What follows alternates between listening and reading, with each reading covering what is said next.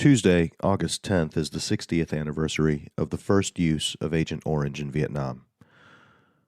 One of a rainbow of herbicides, Agent Orange was deployed as part of Operation Ranch Hand, an effort to defoliate the Vietnamese landscape, robbing the enemy of both cover and food sources. Dioxin, a deadly toxin, is a byproduct of producing these herbicides. To learn more about the use of Agent Orange and the lingering effects of dioxin on those who were exposed, I talked with Callie Wright, the Director of Education at VVMF. Operation Ranch Hand was part of a larger operation called Operation Trail Dust. And what it was working to do was to defoliate areas so that we could see the enemy on the ground, or defoliate areas so that we could better operate. Agent Orange and other chemicals, Agent Purple, Agent Pink, Agent Blue, and eventually Agent White, these were used as tools to do that. So from 1962 until 1971 is when Operation Ranch Hand is in action. There are many different types of forests in Vietnam or landscapes. And so we needed different chemicals to rid of those different forests. There were also, I believe, about 9% was used to eliminate crops that we believe that the VC that would hurt them. And so they were by taking away their food source. By taking away their food source. There was also a hope by Diem, who's the president of South Vietnam at the time, that this would encourage people living in certain areas. If we sprayed their area, they would leave and go to wherever he had wanted them to move. And so it was used as a forced migration tool. We also used it, though, to create our own bases. So we would defoliate an area and then build a base on that area. And so that's really what it was used for. The problem was all of these chemicals, right? As we use them more and more, we needed more. So we went back to these companies and we asked them to create more. And as they did, they heated up the process. And when you heat up the process, you create a byproduct, you create dioxin. But nobody is intentionally ever trying to make dioxin. It's a problem that happens when you are creating these chemicals. And so when you create these chemicals at these high temperatures, the higher the temperature, the more dioxin you create. And so we had different companies creating all these chemicals with different levels of dioxin. How might a service member deployed in Vietnam, what are the different ways they might have been exposed to this? I think it's important to remember that if we interact with dioxin or chemicals today, on the side of those bottles and on the side of those pieces, it has information that says, do not ingest, do not, spray this chemical on yourself, do not interact with this chemical. And we would never take the bottles that those chemicals come in and reuse them. And we know that because of the information on the side.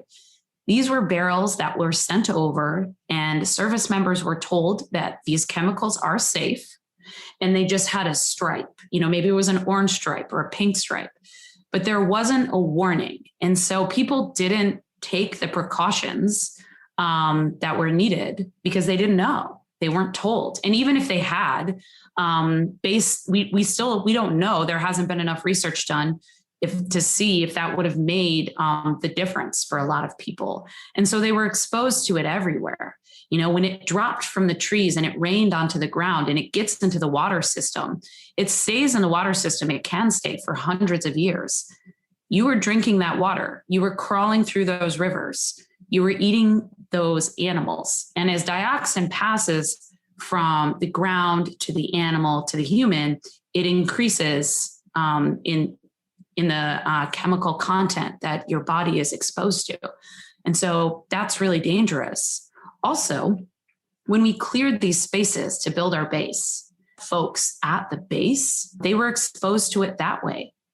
Frequently, we didn't just spray a place once. We went back and 2 and 3 and maybe even 4 times sprayed an area.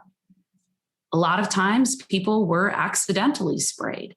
And these chemicals could cause rashes. There's a lot of reports of people having rashes immediately, but the long-term damage is also very real. It's important to note that the people living in those areas as well were exposed to those chemicals. We left behind an entire nation of people who were exposed to that and probably are still exposed to that. Many of them, they are still drinking water. They are still eating food that comes from this land. Also, many of them have been forced to leave these areas because of the chemicals in them. So people have been forced from their homes, but they're still consuming food, water, and all kinds of toxic materials. And I spoke before, about reusing the barrels. And we didn't warn people that after you use these barrels, you need to get rid of them. And so in 1969, they do actually start destroying the barrels. But from 1961 until then, people use the barrels, service members use them as tables, as barbecues. They use them as shower barrels, as a variety of things. Also, the people in the country, the civilians get them and they store gasoline in them. They then put that gasoline through their tractors and through their cars, through their motorcycles. When you heat dioxin at that level, it actually just creates a more toxic byproduct. And so therefore, everything's getting into the air and you're breathing it in. What's your best guess as to how many service members would have been exposed? I don't have the exact number. 2.7 million served in Vietnam, but there were certainly people there who were serving before we used it. But I would argue that people who were there serving after, because it was in the groundwater and it was in the area, would still be exposed. The three ways is through breathing it in, through ingesting it, and through your skin. And you're interacting in your environment in all those ways. Think about, we have people wading through water and through mud. We have brown water Navy groups going through these areas where we've deforested the sides of rivers. Some of them, you brush your teeth at night and that might be the water you use. So I just don't see a way that, not everyone was interacting with it. What are some of the ways that we've seen that exposure manifest itself? We're having 19 and 20-year-olds exposed. They go home and they have kids. This is a chemical that has an effect on the uterus and on women. And that is a proven fact. That is not a probable fact. That is proven. And so, it does cause birth defects. Spina bifida, it's a birth defect in which a developing baby's spinal cord fails to develop properly while the baby is in the womb. Treatment helps, but this is not a condition that can be cured. And then also through a litany of diseases that Vietnam veterans might have and experience. But because we just don't have enough long-term evidence, there is all kinds of things that could certainly be a part of that. In today's episode, we'll hear a couple of personal stories from people who are still battling the effects of Agent Orange exposure. Callie talks with Army veteran Ron Worstel, whose daughter suffers from a birth defect resulting from his exposure to Agent Orange. We saw it every day almost, and we didn't think anything of it. Little did we know how much it may impact us later. And I'll share my interview with Diane Parisi, whose husband John fought Agent Orange-related illness for 20 years. We just couldn't believe it. I can't believe it now. I can't believe that anything could kill my husband. He was so strong, And then he wasn't. From the Vietnam Veterans Memorial Fund, founders of The Wall, this is Echoes of the Vietnam War. I'm your host, Michael Crone, bringing you stories of service, sacrifice, and healing from people who still feel the impact of that conflict nearly 50 years later.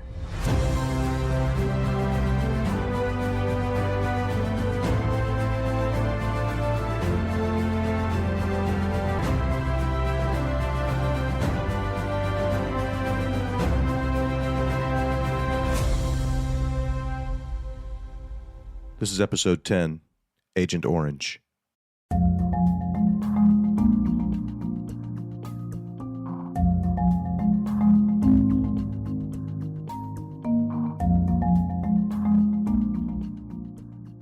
We're you drafted? Did you join? And where did you serve in Vietnam? Yes, I was drafted. I had been attending college for 2 years and didn't know why, other than to avoid the draft. And I talked to my parents and I said, this is not for me and I'm wasting your money. I know I'm going to get drafted. Maybe I'll have a better head on my shoulders when I come back from the military. So sure enough, within 6 months, I was drafted and went through basic training and then was assigned to infantry training and had my 30-day leave and off to Vietnam, where I came in as a replacement in the 1st Infantry Division. And that was my first assignment, or my assignment, and joined the platoon and took off from there. And Ron, we're here today specifically to talk about Agent Orange. And I was wondering if you could speak a little bit about anything that you might remember about interacting with herbicides in Vietnam. We saw it every day almost, and we didn't think anything of it. It was something to kill the foliage. So it was a tool, it was an aid for us. Little did we know how much it might impact us later, but it was a good thing as far as we were concerned. I don't think I was ever sprayed on directly with it, but we certainly were in areas the next day after it had been sprayed, those kind of things.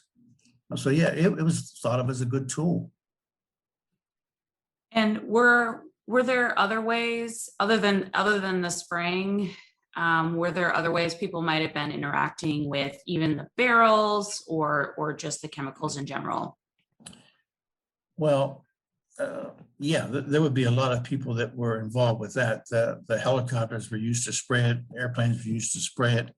They even had land vehicles that traveled around and sprayed it. So people handed those barrels all the time. And I think that's where Agent Orange came from. It was the color of the barrels. That's why they called it Agent Orange. They didn't know anything more about it than that. So yeah, a lot of people were involved in handling it. The thing that I found out is that once it was sprayed, and then the rains came through, and you had rains almost every day, that Agent Orange was then washed into the soil. And the soil then went into the rivers. And all of our water that we drank in Vietnam was pulled from the rivers. Now, the water was purified, so we thought it was good. And of course, it was safe for us to drink from that perspective from bacteria. But no one knew that the chemical Agent Orange would be in there. And that's why anyone who served in Vietnam between the dates of when they started using it were exposed to it. Even the pilots that came in from, say, Thailand or something like that, hauling in supplies. They would land, offload their plane, go into the shack and fill out their paperwork, get a drink of water, get back on a plane and fly out. They were exposed. When do you remember first hearing that there might have been a problem with Agent Orange? I don't remember the exact date. I would have to think it was in the 1980s, 90s, where talk about the lawsuits and that sort of thing. And it was all pretty vague. And it was so early on, very few people were actually impacted by it. And there was a massive settlement that I believe it was like $180 million, which is nothing. And that money was all pretty much soaked up by the attorneys, those who were involved in the process. I don't know that any one individual got more than $5,000 from it, and very few of them. When do you remember thinking that Agent Orange might be something that affects your life? When my daughter was born, she was born in '74 with a birth defect called spina bifida. And at that point, I questioned if it was something due to my service connected in some way, not knowing whether it was Agent Orange or whatever. And we got involved with a spina bifida organization in Pittsburgh, a national organization. And it became apparent that Vietnam veterans who had children after serving in Vietnam, there was a higher incidence of them having children with spina bifida. So that's when I really first became involved. And then over the years later, I developed diabetes, type 2 diabetes, and that's also one of the results of Agent Orange. What other ways has this affected your life?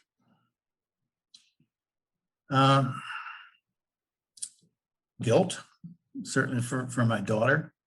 And I think that's probably the most significant. I now am more cautious of ailments and things like that, that the ones that I know that are on the list for Agent Orange, should I develop anything like that, then right away it would send off a signal, Agent Orange related. Obviously, with type 2 diabetes, that is a lifelong condition, but do you feel like you're still dealing with the effects of Agent Orange in terms of how you interact with the VA or the healthcare system that you use? Yeah, as far as the healthcare goes, VA healthcare, it's excellent. I'm really very pleased with all the care that I've gotten from the VA. The part about the VA that is so difficult is the compensation part. And it's just like jumping through hoops. Everyone I talk to says it's a struggle to get any kind of compensation. And it's almost like if they say no enough, you just go away. And I keep telling people, just don't go away. Just keep coming back with more information. Okay. Knowing what you know now, Ron, kind of about Agent Orange and about its effects, how does that make you feel about your service? Does that change anything? Well, I was very proud of my service, but I certainly believe our government did an injustice to us, all of our veterans who were there and served and were exposed to this. And the companies that developed it, Dow Chemical and Monsanto, they had a conspiracy going between them. They knew how dangerous this stuff was, but they pretty much kept it to themselves. And I guess when they went to make Agent Orange, the chemicals that they used were regular herbicides that like we would use on our lawns today. And when they make them, they're safe. But the need grew extensively for it, and they need to make more of it, and they need to make it faster. And they found out if they heated it up, they could do it faster. But that's when the problem started. That's when the dioxin appeared. It was the heating up of the chemicals that formed dioxin, and dioxin is the bad guy. Ron, what is something that that I haven't asked you about Agent Orange that you think needs to be said? Well, it seems to be that the secret of Agent Orange is out there, and we need to get that information out to the communities. And the best way to do that, I think, would be through the military service organizations, the VFW, the Legion, the reunion groups that all the different units have. Get the word to them so they can get it off to their children and their grandchildren. And even doctors are so removed from it, unless they're in the VA and have an exposure to it where they see it, they don't really understand it. Ron, one thing that I think is interesting and important for people to know is that you were involved in a documentary specifically related to Agent Orange and Vietnam. Could you share with us a little bit about that? Yes. Back in 2008, I was invited to go back to Vietnam with a group that was doing a documentary on Agent Orange. And it was taking on the subject matter of the 3 generations of folks who have been impacted by Agent Orange, all starting with veterans. The name of the documentary was A Permanent Mark, and it was produced and directed by Holly Million. Holly's stepfather passed away from one of the Agent Orange cancers. I was asked to join because 2nd generation, I have a daughter, that was born in 1974 with a birth defect called spina bifida. And the third gentleman was invited, and he was a Marine in Vietnam, and he has a granddaughter who has kidney problems related to Agent Orange. So we went back to Vietnam to show this documentary, to show more about the spina bifida and other ailments. But it was a good trip, and we learned a lot about Vietnam. So when this trip came up to me as an opportunity in 2008, I jumped on that. And I just wanted to see if spina bifida was as prevalent in Vietnam as it is here in the US. And what did you find out, Ron, on your trip to Vietnam? We got to see a couple different locations. Some were orphanages where abandoned children are left would have disabilities. And certainly the situation with spina bifida was prevalent there. We also went to a place in what we call today is North Vietnam. And it was a very nice facility that cared for children with disabilities. And one of the rooms we went into, and children were learning word processing. And we found out after we left the room that they were all about to graduate. They were deaf and dumb. And we didn't know that at the time, but they were learning a quality skill set that they could leave there and provide for themselves and their families very well. We also went into an area where there were children with more severe disabilities. And we saw children that obviously had neural tube defects or something like that, causing their problems with their ability to walk and that sort of thing. So it was kind of enlightening. Ron, is that the last time that you went to Vietnam? That is, yes. I've been asked by people if I would ever go again.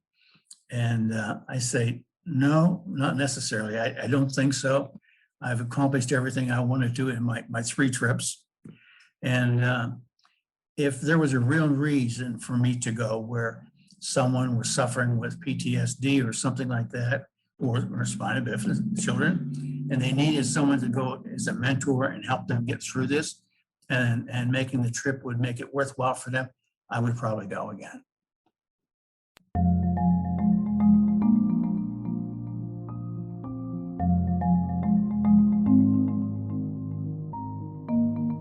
Since the Vietnam War ended nearly 50 years ago, thousands of Vietnam veterans and their families have fought illnesses related to Agent Orange exposure. And yet, most Americans have never heard of it. Well, you can help bring light to the continued suffering caused by Agent Orange by sponsoring an Agent Orange Awareness Candle. These candles will light up our Agent Orange Awareness Day at the Vietnam Veterans Memorial Site in Washington, D.C. The observance will take place on August 10th, the 60th anniversary of the first use of Agent Orange in Vietnam. To learn more about sponsoring a candle, visit vvmf.org.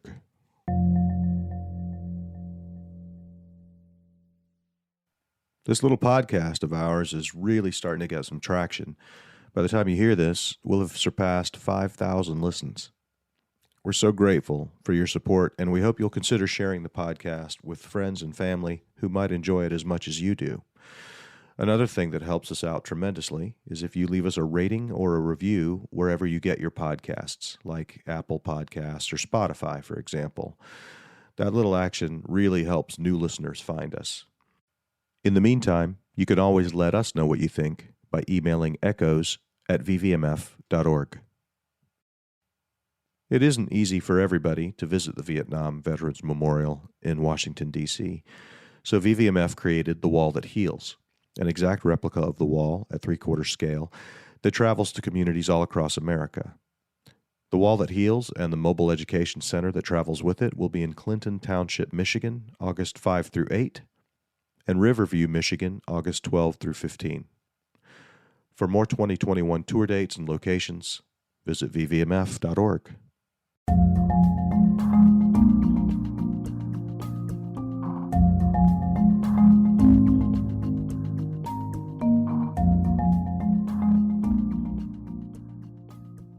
My husband was Staff Sergeant John F. Parisi. He served in the United States Marine Corps from 1965 to 1971. He served in Vietnam from November of 19 1966 till December of 1967. That's Diane Parisi talking to me from her home in Saratoga Springs, New York. After John graduated in 1965, the recruiter showed up one Sunday morning at his door, and his mother answered the door, and she said, "Can I help you?" And he said, "Well, I'm here to take John. He's being inducted into the Marine Corps today." And she said, "What?" He never told his parents.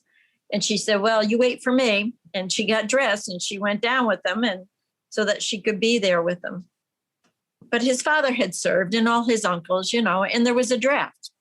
He didn't want to wait to be drafted. He went and volunteered to go into the Marine Corps. He signed up himself. Any idea why he chose the Marine Corps? Well, because it's the Marine Corps. Why else would you choose the Marine Corps? Right. That's what he wanted. What do you know about John's exposure to Agent Orange while he was in Vietnam? Well, he said he was stationed at the DMZ. I asked him one time, I said, "Where did you go in your R&R?" He said, "There was no R&R for me." He said, "They sent me to Vietnam. They dropped me off on the DMZ. And 13 months later, they picked me up." He said, "I was only afraid the first month and the last month." When he started getting sick, when he was 38 years old, we started looking through where the Agent Orange was sprayed, the most concentrated times and whatever. And it seemed to be when he was there during the time that he served. That's really all I know about it. I mean, we really tried to look up all the information we could, but the information was really kind of sketchy. From what you've been able to piece together, it sounds like John's exposure was pretty much daily and pretty much sustained over a long period of time. Exactly. Certainly all the time he was there. So he came back from Vietnam and probably felt fortunate to have survived that experience. And as far as you know, he wasn't feeling too bad when he got home because you met a couple of weeks later and fell in love and got married. We did. I met him 2 weeks after he returned home from Vietnam. And on our third date, he proposed. And in 1968, I got engaged. I graduated and got married. And we moved to a little town, Richlands, outside of Camp Lejeune. And we stayed there for almost a year. And then he separated from the Marine Corps and had, been part of the reserve for a couple of years. But he really wasn't really complaining. Physically, he seemed to feel okay at that time. He did. And he was a strong person. He was probably the strongest person I ever knew. I mean, my husband had great upper body strength. He went to work for the local market here, for the local grocery chain as a meat manager for them. So, you're picking up sides of beef and you're putting them on the hooks and whatever. So he had a physically demanding job.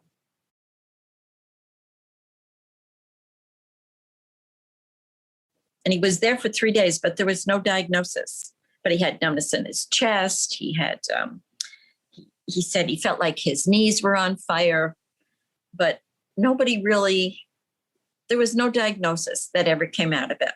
And this is, more than 15 years, maybe nearly 20 years after he got home. Exactly. When you talk to people who have Agent Orange exposure, it lays dormant in their body. And then they near that 40-year mark, and whatever triggers it, it just mushrooms. These guys, and I say guys, I mean, certainly there were women who served, they didn't know what the hell hit them. Some of them got sick right away, but most of the people that I've talked to, they didn't get sick till they were in their 40s. And all of a sudden, their health is turned upside down. So after that initial visit to the hospital that resulted in no diagnosis, how did things unfold from there? His health started failing him. His strength started failing him. He still worked, in the meat department, but there was issues with his strength, with his legs, with the pain that came with it. he had a friend who served with him in Vietnam. And he would see him maybe once or twice a year. They would come visit us, the family. And he said to John, I'm in touch with like 8 of the guys that we served with over there. And we're all 100%. And you're the only one who hasn't gone to the VA yet. When you say we're all 100%, explain what that means for listeners who are not. 100% through Agent Orange. They were 100% through Agent Orange. And so they were receiving 100% benefits for the treatment. Yes. And John wasn't. No, because John never went back to the VA after that first time.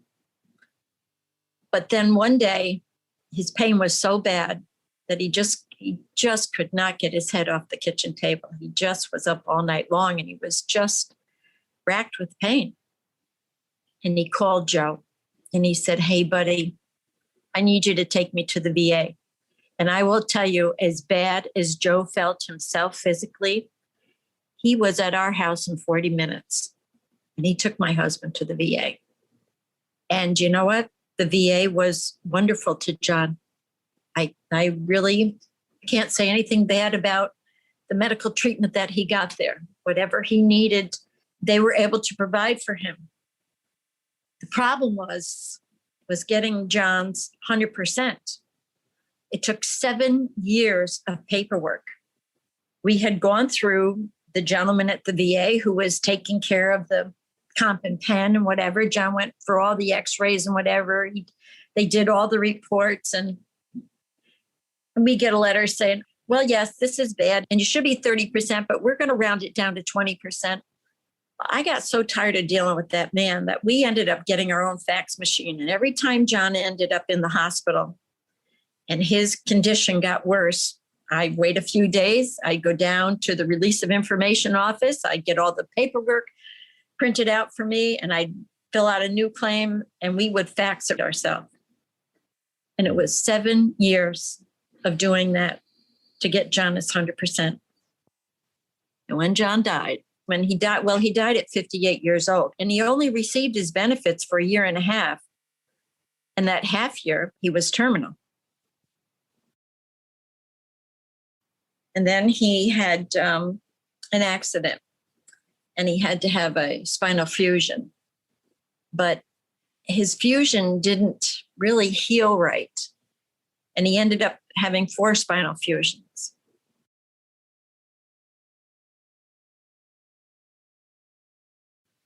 And John said, without missing a heartbeat, he said, "Well, I was in Vietnam. I was exposed to Agent Orange pretty intensely."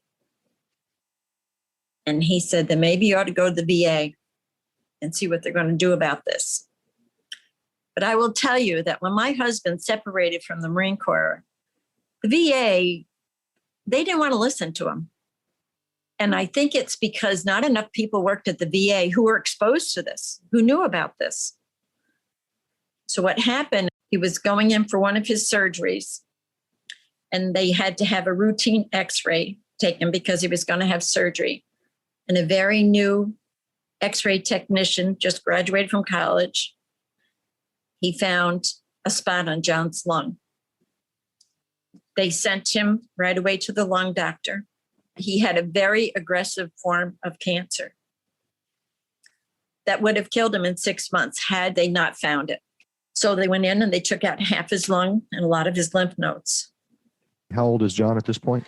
John was 48 years old. So this is 10 years after his first visit to the hospital for some unexplained diagnosis. Mm-hmm. We thought that letter was a lie when they told us that he had the cancer. We just couldn't believe it. I can't believe it now. I can't believe that anything could kill my husband. He was so strong, And then he wasn't.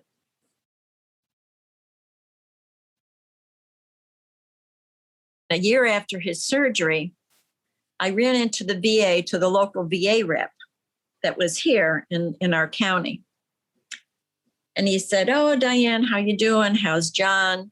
Tell him that there's a new illness for Agent Orange." And he told me what it was. And he said, "Well, John doesn't have lung cancer, does he?" And I said, "Well, yes, he had half his lung removed last year." So we put more paperwork in, faxed him more stuff. did everything we could.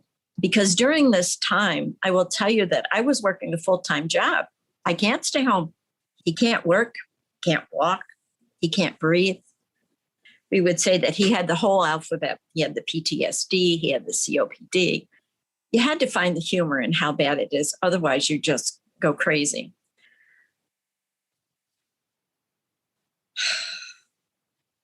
You and John. Just give me a minute here. Of course, Diane.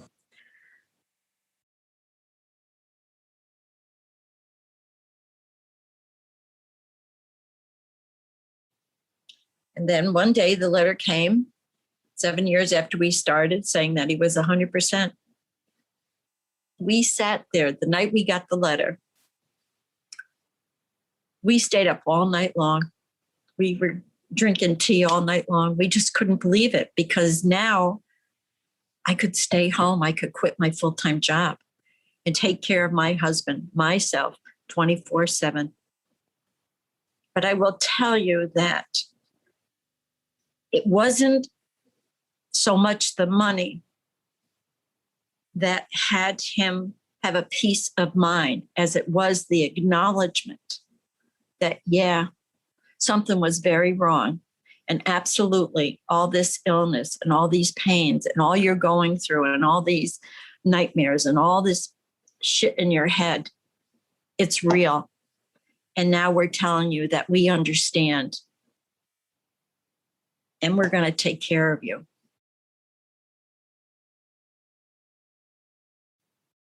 You and John had children. Yes, we have 2 boys and a girl. By the time we were married 5 years, we had 3 children. Yes, Okay. sir. Tell me about the 3 children. My son, John, is the oldest. And then there's my son, George, and our daughter, Denise.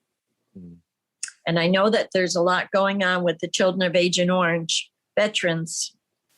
They have their own ailments. Can I specifically say it's related to Agent Orange? I can't. I know that spina bifida is the one that's directly related to it. And thankfully, our children did not have that. There's so many blessings that came our way. And even though John's health was diminishing, we were able to see our children get married, our grandchildren born. And we were waiting for our 4th grandchild to be born. Truly, it had blindsided us that his cancer had come back. We had gone on vacation in January, and one morning in March, I woke up and there was dry blood on his mouth. He had coughed up blood. It was in the scar between his lungs, and it surrounded his heart. And that was March 30th, and he died June 10th. In those 2.5 months, every day, our friends and family would come to this house and tell him how much he touched their lives and how much they loved him. And he was able to say that, which was a big stretch for my husband, because my husband was happiest when he was by himself, when there wasn't anybody around.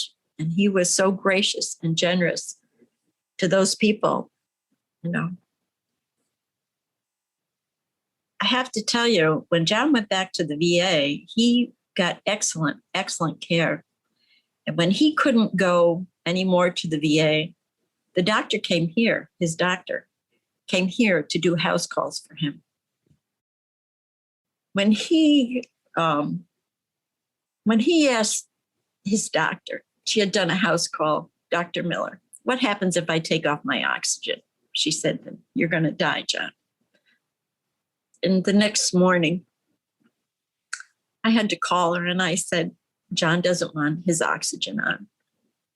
And she said, well, he was asking me for permission last night. She said, whatever he wants you to do, you're going to do it. You're going to go out and ask him what he wants. And I don't care what you want, Diane. You're going to do whatever he wants because we know it's about him. And I come out and I said, tell me what you want. He said, you know, I'm just tired of being sick. Been sick for 20 years. I'm just tired of it. I have to tell you, Michael, my husband, he faced Agent Orange He faced it head on. I don't want to make my husband a martyr, and nor am I a martyr for taking care of him. My husband never said, why has this happened to me? He never said, look what the government did. He never said anything of that. Never, never, never. He stayed until he just couldn't stay anymore. He said, I want a dish of ice cream and I want a cigarette. I want my dress blues and I'm going out with a high and tight. And you know what? He went to sleep the next day and he didn't wake up for 3 days. And then he passed in his home, in the sun porch where I'm now sitting, that we put on our house 25 years ago. He always lived in this house, and it's the house he grew up in. He never wanted to live anywhere else. What do you want people to know about Big John? Who he was it was enough for all of us here. You know, Mm-hmm. he was Big John. He was a hard worker. He worked his whole life. He was washing dishes at 13 years old at a diner here. Even when he got out of the service, he was working 2 jobs for a couple of years because that's what you do. He liked to be left alone, but people genuinely loved my husband. There was always people at our house, always. The coffee was always on. He would hold court like in his garage. I'd come home at night and there'd be 1 or 2 cars here because working on cars was his hobby. And when he couldn't do it anymore, he taught the boys how to do it. And he loved to fish. You didn't eat them. He said Vietnam cured him of that. He said, you haven't lived until the guy next to you is eating a 3-day-old fish out of his pocket. Never want to eat fish after that. He loved spaghetti. My husband could eat a pound of spaghetti all by himself. As a matter of fact, one of the restaurants here in town created a Big John special because that's what he ate. He was a good man. He was not an easy man.